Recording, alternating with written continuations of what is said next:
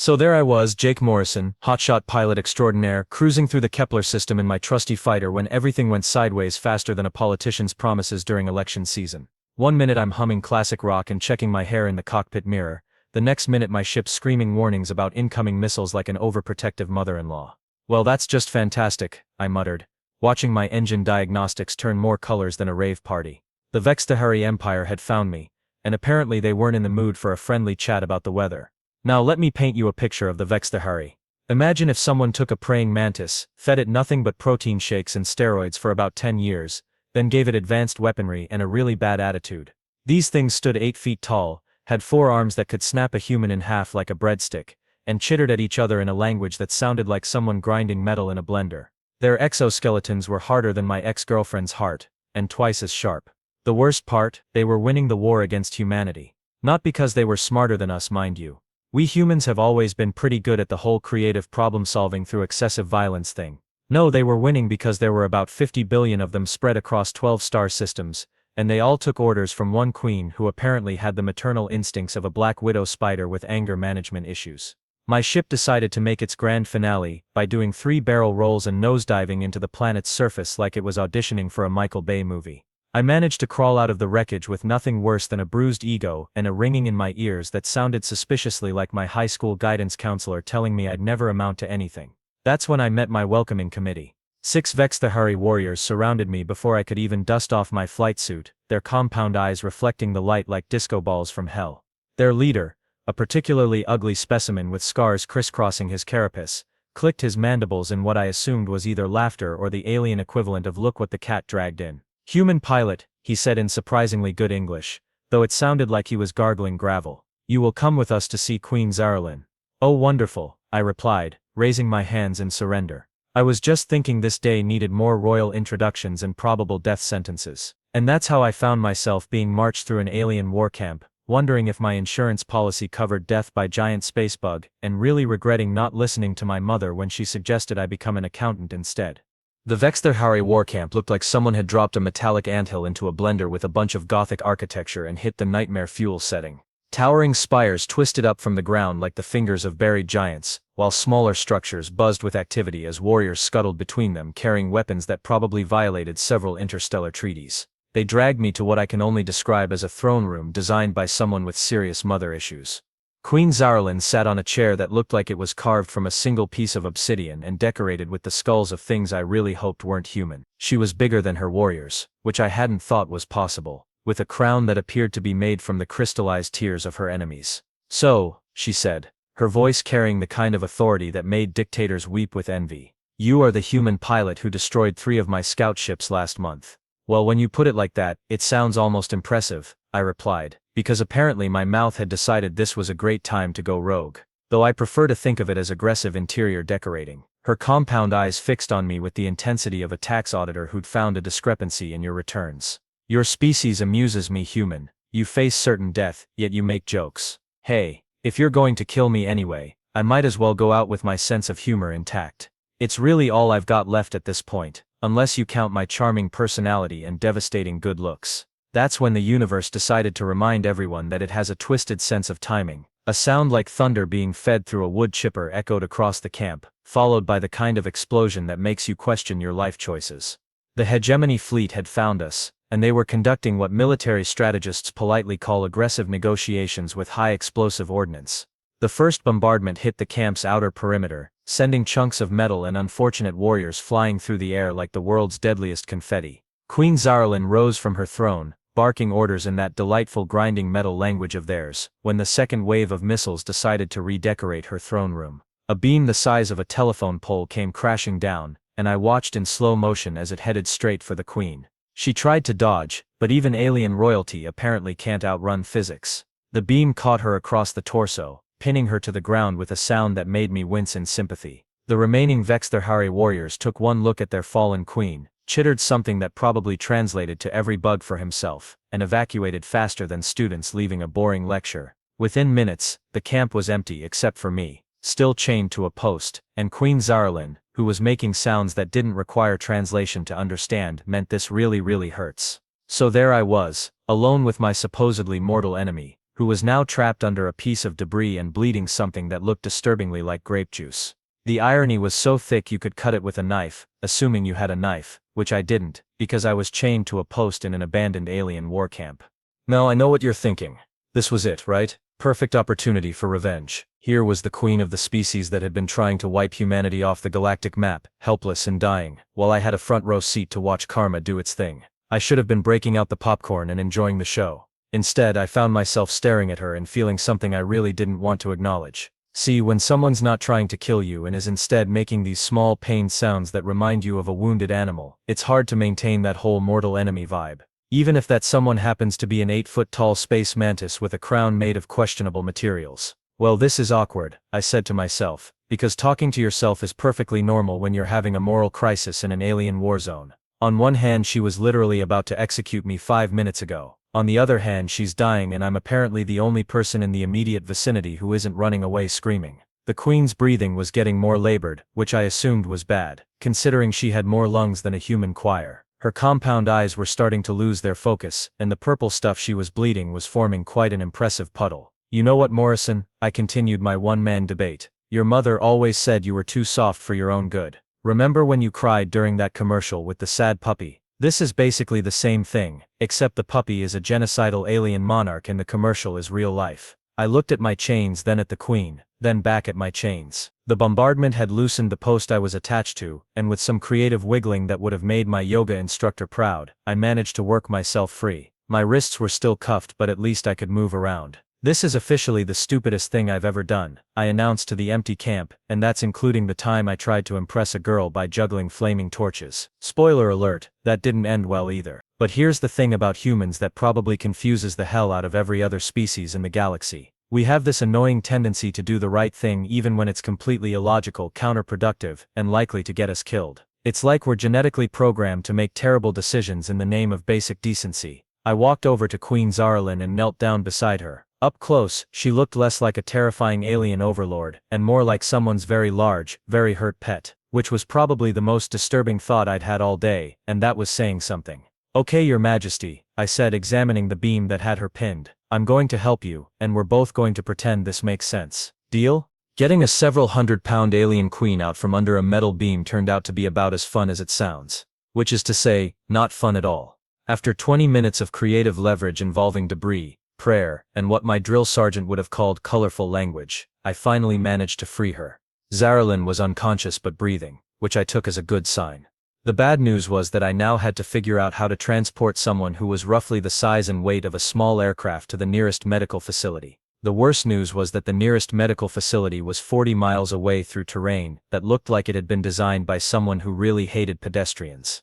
Well, this should be interesting, I muttered, hoisting the queen onto my back in what I generously called a fireman's carry. It was more like a desperately trying not to drop the most important alien in the galaxy carry. But who's keeping track? The first mile nearly killed me. Zarlin might have been unconscious, but she was still a fully grown Vexteri queen, which meant she had roughly the same mass as a small car and twice as many sharp edges. Every step was a delicate balance between not dropping her and not impaling myself on her various natural weapons.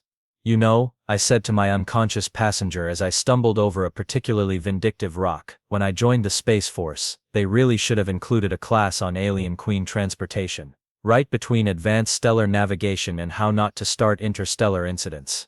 Mile 2 introduced me to the local wildlife, which apparently consisted entirely of things that wanted to eat me. I spent a good 10 minutes explaining to a pack of 6-legged predators that looked like wolves crossed with blenders that I was already having a bad day and really didn't need their input. Look, guys, I told them while backing away slowly, I'm sure you're lovely creatures with rich inner lives and everything, but right now I'm carrying your planet's royalty to safety. This is literally the worst possible time for you to develop an appetite for human. Fortunately, the predators seemed to recognize Queen Zarlin's scent and decided that eating her personal delivery service was probably bad for their long-term health prospects. They wandered off to find easier prey, leaving me to continue my increasingly surreal journey. By mile 5, I'd started talking to the Queen just to keep myself sane. So, Your Majesty, this is quite the adventure we're having. I bet when you woke up this morning, you didn't think you'd be taking a scenic tour of your own planet on the back of a human. Life's funny that way, isn't it? The landscape was getting more hostile as we went deeper into the wilderness. Jagged rock formations jutted up from the ground like the teeth of some buried monster, while strange plants with leaves that shimmered like oil slicks swayed in the alien breeze. Everything looked like it belonged in a science fiction movie with a budget for nightmare fuel. I have to admit, I continued my one-sided conversation. Your planet has a certain dramatic flair, very forbidding alien wasteland meets gothic horror novel. I'm getting some serious, this is where protagonists come to die vibes, which is probably not a good sign for either of us. Mile 10 brought the first signs that Zaralyn might be waking up. She made a sound that was somewhere between a groan and the noise a garbage disposal makes when you accidentally drop a spoon in it. I decided to take this as progress. Good morning, sunshine, I said cheerfully. Or afternoon. Or whatever time it is on this charming death trap you call home. Don't try to move too much. You're currently traveling via the Jake Morrison Express, and our safety record is questionable at best. The Queen stirred slightly, her compound eyes flickering open for a moment before closing again. She muttered something in her native language that sounded like a question, though it could have been an ancient Vextari curse for all I knew. Sorry, I don't speak chittering death language, I replied. But if you're asking why a human is carrying you through the wilderness instead of leaving you to die, well, that's a question I'm still working on myself. Current theory is that I'm having some kind of psychological break brought on by too much exposure to cosmic radiation. By mile 15, my legs were screaming protests that would have made a union organizer proud, and I was pretty sure I'd developed new muscles just so they could hurt in innovative ways. But Zaralyn was definitely coming around, which meant I was either doing something right or about to be killed by a confused and probably very angry alien queen. Almost there, I lied to both of us, because according to my calculations, we still had 25 miles to go, and I was running on nothing but stubbornness and the vague hope that this whole situation would eventually make sense. It was somewhere around mile 22 when I was seriously considering the merits of just lying down and becoming one with the alien landscape, that Queen Zaralyn decided to rejoin the land of the living. And by rejoin I mean she woke up, realized she was being carried by a human, and nearly sent us both tumbling into a conveniently placed ravine. "What are you doing?" she demanded, her voice a mixture of confusion, pain and what I was pretty sure was royal indignation. She tried to struggle, which was about as helpful as it sounds when you're carrying someone who weighs more than a motorcycle. "Oh, just taking a casual stroll through your planet's most scenic Death Valley," I replied, adjusting my grip and trying not to drop her. "Standard Tuesday afternoon activities. Could you maybe save the thrashing for when we're not balanced on the edge of a cliff?" She went still, and I could feel her compound eyes studying me. "You are the human pilot, the prisoner. Guilty as charged, Jake Morrison, at your service." Those services seems like an understatement at this point. I'm thinking more unpaid interspecies emergency transport coordinator. Why? The question came out flat, carrying the kind of bewilderment that transcends species barriers. I paused for a moment, partly to catch my breath, and partly because it was a damn good question. I've been asking myself the same thing for the past 4 hours. Best I can come up with is that I'm either having a complete mental breakdown, or I'm just really bad at being a proper enemy. "You should have left me to die," she said, and there was something in her voice that wasn't quite anger. "Your people and mine are at war." "Yeah, about that," I said, resuming my trudge across the increasingly hostile terrain. "I've been thinking about this whole war thing, and I have to ask, do you actually remember how it started? Because I've been racking my brain, and all I can remember is that one day we were exploring the galaxy, minding our own business, and the next day everyone was shooting at each other." There was a long pause, long enough that I started to wonder if she'd passed out again. Then she spoke, and her voice was quieter than before. "The massacre at Kepler Station. Your people attacked our diplomatic convoy." I nearly stumbled. "Wait, what? Our people attacked your diplomats?" "That's not what happened at all. We were told your fleet destroyed a civilian transport and killed 3,000 people.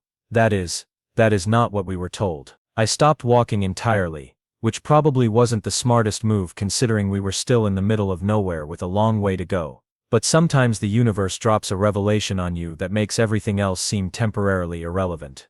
"Let me get this straight," I said slowly. "You think we started this war by attacking your diplomats. We think you started it by massacring civilians. And somehow neither of us thought to maybe double-check our facts before we started shooting." "The evidence was clear," Zaralyn said, but there was uncertainty creeping into her voice. "The survivors testified that human ships opened fire without provocation." "Survivors? What survivors?" "The official report said there were no survivors from our transport. Everyone died. The silence that followed was the kind of quiet that makes you hear your own heartbeat. It was the sound of two people realizing that they might have been very, very wrong about something very, very important. "This does not make sense," the Queen said finally.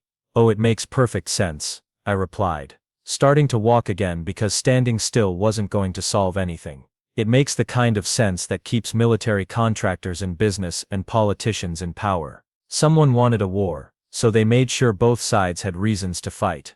But who would?" She stopped, and I could practically hear the gears turning in her alien brain. "The Hegemony Council, maybe? They've been awfully quiet during this whole conflict for a group that's supposed to be mediating. Or maybe someone else entirely. Point is, we've been shooting at each other for 2 years based on lies." "If this is true," Zarlin said, her voice carrying a weight that made my knees feel weak, "then thousands have died for nothing." "Yeah, well, welcome to the universe. It specializes in that kind of irony." We traveled in silence for a while after that, both of us processing the implications of our conversation. The landscape around us seemed to reflect our mood, growing more desolate and twisted as we went deeper into the wilderness. Strange rock formations cast odd shadows in the alien sun, and somewhere in the distance, something howled with a sound that made my spine crawl. "Human," the Queen said eventually.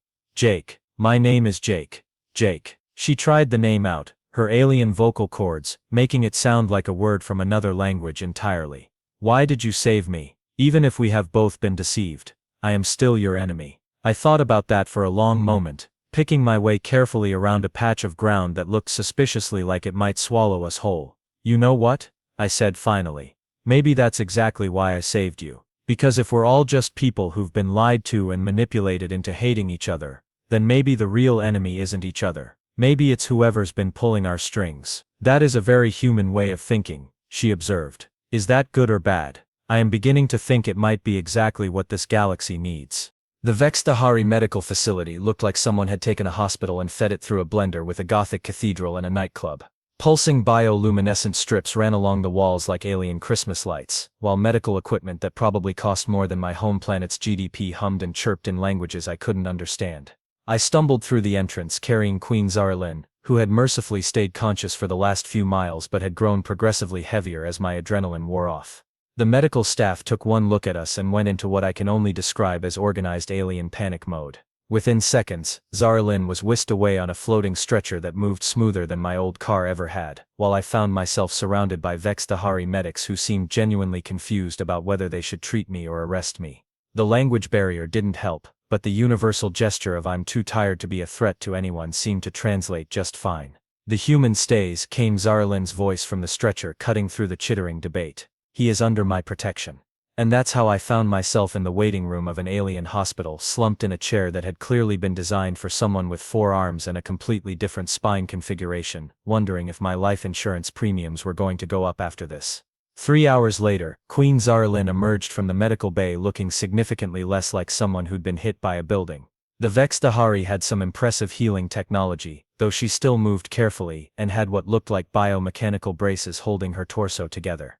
"Jake Morrison," she said, approaching me with the kind of measured dignity that only royalty can manage while wearing medical equipment. "We need to talk. If this is about the bill for the medical transport, I should probably mention that my insurance doesn't cover interspecies emergency services." She made a sound that might have been laughter if it hadn't sounded like a coffee grinder having an existential crisis. "Your species truly is remarkable. You carry your enemy 40 miles through hostile terrain to save her life, and you make jokes about insurance. Hey, have you seen medical bills lately?" "I'm not joking about the insurance." Zarlin settled into a chair across from me, her compound eyes studying my face with an intensity that made me feel like I was being X-rayed by a very polite alien. "I have been thinking about our conversation during the journey, about the war, about the lies we have both been told. And I have contacted my military commanders. The attack on Kepler Station, the one we were told your people carried out. The survivors who testified against humanity. They have all mysteriously disappeared from our records. No names, no witness statements, no evidence except what we were told." I felt something cold settle in my stomach. Someone scrubbed the files, it would appear so. And I suspect if you were to investigate your own records of the transport massacre, you would find similar inconsistencies. So we've been played, thoroughly. She leaned back in her chair, a gesture that looked oddly human despite her decidedly non-human anatomy. The question now is what we do about it. I looked at her, this alien queen who had been my mortal enemy a few hours ago, and was now my unlikely ally in uncovering what might be the galaxy's most expensive and deadly practical joke. Well, I said slowly, I suppose we could always try something really crazy. Like talking to each other instead of shooting. A radical concept, she agreed. It just might work. What happened next was something that probably violated about 17 different interstellar laws and definitely broke several military regulations. Queen Zaralyn, using her absolute authority as the supreme commander of the Vexthahari Empire, issued an immediate ceasefire order to all her forces. Not a tactical withdrawal, not a strategic repositioning, but a complete stop to all hostilities against human forces. The reaction from both sides was about what you'd expect. Human command thought it was a trap. Vexthahari commanders thought their queen had suffered brain damage from her injuries. Politicians on both sides started making the kind of noises that politicians make when someone threatens to solve a problem they've been profiting from. But here's the thing about absolute monarchy: when the person with absolute power says stop shooting, people tend to stop shooting, at least long enough to figure out what's going on. This is not going to be easy. Zaralyn warned me as we watched the news feeds showing confused military commanders trying to explain to their troops why they were suddenly not at war anymore. There will be those on both sides who profit from conflict. They will not give up easily. Yeah, well, I said, stretching muscles that were probably going to remind me of this adventure for weeks to come. Good thing we've got something they don't. What is that? The truth. And apparently, a really weird friendship that started with me carrying you 40 miles through a landscape that was actively trying to kill us both. She made that grinding coffee grinder laugh again. You humans have a saying, do you not? About the enemy of my enemy being my friend.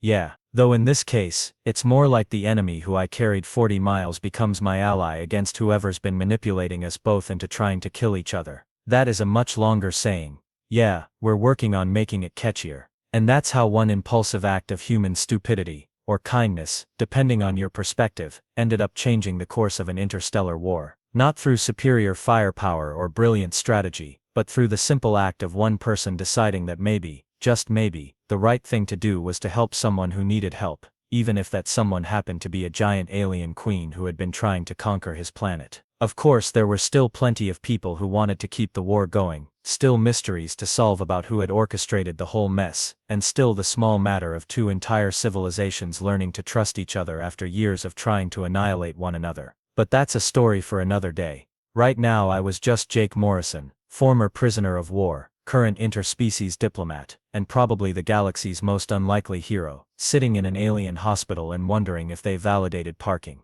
Some days the universe has a sense of humor. Other days, it has a sense of irony. And sometimes, if you're really lucky, it has both, and you end up saving the galaxy by doing something so fundamentally decent that it catches everyone off guard. Not bad for a guy who just wanted to fly around space and maybe impress a few girls with his pilot's license.